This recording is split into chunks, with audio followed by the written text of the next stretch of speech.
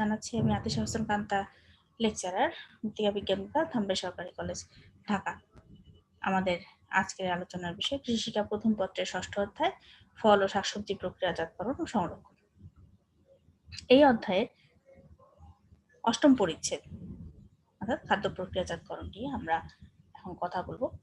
এখানে খাদ্য প্রক্রিয়াজাতকরণ অর্থাৎ খাদ্য শস্য থেকে খাবার আমাদের টেবিলে আসা পর্যন্ত এটি যে বিশেষ প্রক্রিয়ার মধ্যে দিয়ে আসে, অর্থাৎ একটি তৈরি খাদ্য হিসেবে আমাদের টেবিলে আসা পর্যন্ত যে ধাপগুলো অনুসরণ করা হয় সেটিকে বলা হয় খাদ্য প্রক্রিয়াজাতকরণ। আমাদের দেশে উৎপাদিত খাদ্যশস্য, ফলমূল এবং শাকসবজি যথাযথভাবে প্রক্রিয়াজাতকরণ সংরক্ষণ করা হয় না, আর এর ফলে একটি বিরাট বড় অংশ নষ্ট হয়ে যায়। সংগ্রহ করা থেকে শুরু করে এর মাড়াই, ঝাড়াই, বাছাই, শুকানো বা অন্যান্য ফুড প্রসেসিং এর যে পদ্ধতিগুলো আছে, সংরক্ষণ এবং বাজারজাতকরণের বিভিন্ন পর্যায়ে এসব খাদ্যশস্য, ফলমূল এবং শাকসবজি বিভিন্নভাবে নষ্ট হয়ে যায়, অপচয় হতে থাকে এবং এতে কৃষকগণও আর্থিকভাবে ক্ষতিগ্রস্ত হন। ফসল এবং শাকসবজির আরোহণজনিত অংশ যতটাই টাটকা এবং সুস্বাদু হোক না কেন, যত্ন সহকারে এতে রক্ষণাবেক্ষণ করা না হলে এগুলোর পুষ্টিমান এবং গুণাগুণ ধীরে ধীরে নিম্নমুখী হতে থাকে এবং একসময় এটা পচে যায়। তাই খাবারকে দীর্ঘদিন সংরক্ষণের জন্য নির্ভরযোগ্য প্রযুক্তি হচ্ছে খাদ্যকে প্রক্রিয়াজাতকরণ করা। অতিরিক্ত অবিকৃত ফল শাকসবজি যাতে নষ্ট না হয় এবং বিশেষ করে মৌসুমের পরে বা মৌসুমের আগে অর্থাৎ আকালের সময় যখন নিকটবর্তী বা দূরবর্তী বাজারে এটিকে সরবরাহ করার প্রয়োজন পড়ে এবং এই সরবরাহের ফলে অধিক মুনাফা অর্জন করা যায়, সেক্ষেত্রে খাদ্য সংরক্ষণের খাদ্য প্রক্রিয়াজাতকরণটি একটি ভালো উপায়। ফল এবং শাকসবজি রূপান্তর না করে প্রক্রিয়াজাত করা যায়, যেমন বাছাই করা ফল ও শাকসবজি পরিষ্কার পানিতে ধুয়ে ছাল বা চামড়া মোটা করে ছিলে, আনারসের ক্ষেত্রে চোখ উঠিয়ে, মটরশুঁটির ক্ষেত্রে খোসা ছাড়িয়ে নিয়ে, গাজর, বিট, মূলা এগুলো প্রয়োজনীয় টুকরো করে পরিষ্কার করে পানিতে ধুয়ে ফ্রিজিং করে কিংবা শুকিয়ে সংরক্ষণ করা যায়। আর রূপান্তরের মাধ্যমে খাদ্য প্রক্রিয়াজাতকরণ অর্থাৎ এগুলোকে রান্না করে তাপ দিয়ে বা অন্য কোনো প্রক্রিয়ায় এগুলোকে প্রক্রিয়াজাত করা যায়, যেমন আম, জাম, কাঁঠাল, লেবু, আনারস, পেয়ারা, তেঁতুল এগুলোকে জ্যাম, জেলি, আচার, মোরব্বা, জুস, স্কোয়াশ, চাটনি, টিনজাত ফল এগুলোর দ্বারা এভাবে প্রক্রিয়াজাত করে খাবার তৈরি করা যায়। আবার ফুলকপি, বাঁধাকপি, গাজর, টমেটো, আলু, মটর দানা এগুলোকে টিনে ভরে টিনজাত করে প্রক্রিয়াজাত খাবার তৈরি করা হয়। আমাদের দেশে যে খাদ্যশস্য সেটার ক্ষয়ক্ষতির কোনো সঠিক তথ্য আমাদের হাতে আসে না, আর আমরা উৎপাদিত খাদ্যশস্যের একটি বিরাট অংশ গুদামে বিভিন্নভাবে নষ্ট হয়ে যায়। তার মধ্যে শুধু পোকার দ্বারা নষ্টের পরিমাণ হচ্ছে 10 থেকে 12%। পোকার মধ্যে গুবরে পোকা, মথ এবং প্রজাপতির যে কীড়া গোলাজাত, এরা খাদ্যশস্যের প্রধান শত্রু। গুদামজাত খাদ্যশস্য এর পোকামাকড়ের আকর্ষণ থেকে রক্ষার জন্য সাধারণত বিষাক্ত কীটনাশক ব্যবহার করা হয়ে থাকে, যা শরীরের সংস্পর্শে এলে বা শ্বাস-প্রশ্বাসের সাথে শরীরে যখন প্রবেশ করে এতে ব্যবহারকারীর মৃত্যু পর্যন্ত হতে পারে। বাংলাদেশে বিভিন্ন খাদ্যশস্যের ক্ষয়ক্ষতির পরিমাণ ধান এবং গমের ক্ষেত্রে প্রায় 15 থেকে 20%, ফুল এবং ডাল জাতীয় ফসলের ক্ষেত্রে 20 থেকে 30% এবং ফল এবং শাকসবজির ক্ষেত্রে এটি 30 থেকে 40%-এর মতো, অর্থাৎ প্রায় অর্ধেকের মতো খাবার আমাদের দেশের ফসল আহরণের পর থেকে আমাদের বাজার পর্যন্ত আস্তে আস্তে নষ্ট হয়ে যাচ্ছে। বাংলাদেশের দানাজ শস্যের প্রক্রিয়াজাতকরণের যেসব বিষয়ে আমরা আলোচনা করি তার মধ্যে নির্দিষ্ট ফসলের সংগ্রহ পরবর্তী ব্যবস্থা, তবে কয়েকটি সাধারণ মূলনীতি আমরা এই প্রক্রিয়াজাতকরণের ক্ষেত্রে ব্যবহার করে থাকি। অর্থাৎ ফল সংগ্রহ থেকে শুরু করে ভোক্তার কাছে পৌঁছানোর যে ধাপ সেগুলোকে আমরা প্রক্রিয়াজাতকরণের পুরো অংশটির মধ্যে নিয়ে আসি এবং এই ধাপগুলোকে আমরা 3 ভাগে ভাগ করি। সংগ্রহ অর্থাৎ শস্য উত্তোলন যেটি সেই অংশটি, সেখান থেকে তার প্রারম্ভিক প্রক্রিয়াজাতকরণ এবং চূড়ান্ত প্রক্রিয়াজাতকরণ। শস্য উত্তোলনের যে সময়টা, সেখান থেকে শস্য উত্তোলনের পরে মাঠে শস্যটিকে শুকিয়ে নেওয়া হয় এবং দানা জাতীয় শস্যের ক্ষেত্রে গাছ থেকে দানা আলাদা করা হয়। ফল এবং শাকসবজি ক্ষেত্রে এদেরকে সর্টিং করা হয়, অর্থাৎ আকার, ওজনের ভিত্তিতে, রঙের ভিত্তিতে, কাঁচা পাকা এর ভিত্তিতে এগুলোকে আলাদা আলাদা করে নেওয়া হয়। এর পরবর্তী ধাপে দানা ঝাড়া বা জ্বালা হয়, অর্থাৎ দানা জাতীয় শস্যগুলোকে দানাগুলো ঝরিয়ে নেওয়া হয়, এটাকে ভালোভাবে শুকানো হয়, দানাকে সংরক্ষণ করা হয় এবং এই পর্যায়ে আসার পরে এই দানা জাতীয় শস্যের প্রারম্ভিক প্রক্রিয়াজাতকরণ, পরিষ্কার করা, গ্রেডিং করা, খোসা ছাড়ানো, এগুলোকে গুঁড়ো করা, এগুলোকে পেষণ করিয়ে নেওয়া, ভেজানো, পারবলিং করা, শুকানো, চালনিতে ছাঁকাই, সবগুলো কাজ এই প্রারম্ভিক প্রক্রিয়াজাতকরণের অংশে করে নেওয়া হয় এবং এর পরবর্তীতে চূড়ান্ত প্রক্রিয়াজাতকরণের মধ্যে আছে এগুলোকে খাবার তৈরি করা, বেকিং করা, এগুলোকে ভেজে নেওয়া, ছাঁচের মাধ্যমে বিশেষ আকার দেওয়া, এগুলোকে ব্লেন্ড করা, এগুলোকে ফার্মেন্টিং করে যদি কিছু করা হয় সেগুলো করা এবং এরপরে এদের আসছে প্যাকেজিং, মরুজাতকরণ, এবং এর পরবর্তীতে আসছে ভোক্তার কাছে পৌঁছানো অর্থাৎ বাজারজাতকরণ। আমাদের দেশে সংরক্ষণের অভাবে প্রায় 35-40% কৃষি কাঁচামাল নষ্ট হয়, এবং এই অপচয় কমিয়ে আনার জন্য একটি বিশেষ উপায় হচ্ছে এই প্রক্রিয়াজাতকরণ প্রক্রিয়া। এবং এর সাথে যদি আমরা মহিলাদেরকে সম্পৃক্ত করতে পারি, তাহলে পরিবারে এবং অর্থনীতিতেও এদের অবদান রাখার পথ আমরা সৃষ্টি করতে পারি। ফসল এবং খাদ্য প্রক্রিয়াজাতকরণ, খাদ্য উৎপাদন অর্থাৎ খাদ্য প্রক্রিয়াজাতকরণের ক্ষেত্রে এবং এটি এমন পদ্ধতি যেখানে কৃষি পণ্যের মান, গুণগত মান সংরক্ষণ করা যায় এবং ক্ষেত্র বিশেষে বাড়ানো যায়। খাদ্য সংরক্ষণ প্রক্রিয়াজাতকরণের যে উদ্দেশ্যগুলো আছে তার মধ্যে প্রথম উদ্দেশ্য হচ্ছে খাদ্য নিরাপত্তা। খাবারের যে নিরাপত্তা, খাবার পাবার যে নিরাপত্তা সেটি নিশ্চিত করা যায়।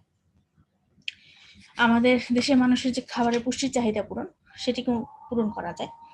দেশের জনগণের প্রচলিত যে খাদ্যাভ্যাস সেটিকে পরিবর্তন করে আনা যায় এবং এতে গতিশীলতা আনা যায়।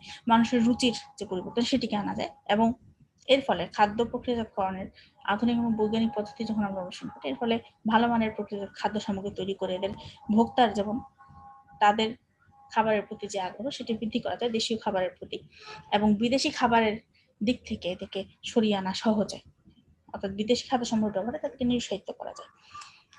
একই সাথে আমাদের দেশের যে কৃষি পণ্য উৎপাদন হয় তার সঠিক ব্যবহার নিশ্চিত করা যায়। মৌসুমী কৃষি কাঁচামাল সেগুলোকে সরবরাহ করার উপযোগী করা যায় সারা বছরের জন্য, এবং যেখানে যে পণ্য জন্মায় না সেখানে সেই পণ্য পৌঁছে দেওয়া এবং সেই পণ্যের সরবরাহ নিশ্চিত করা যায়।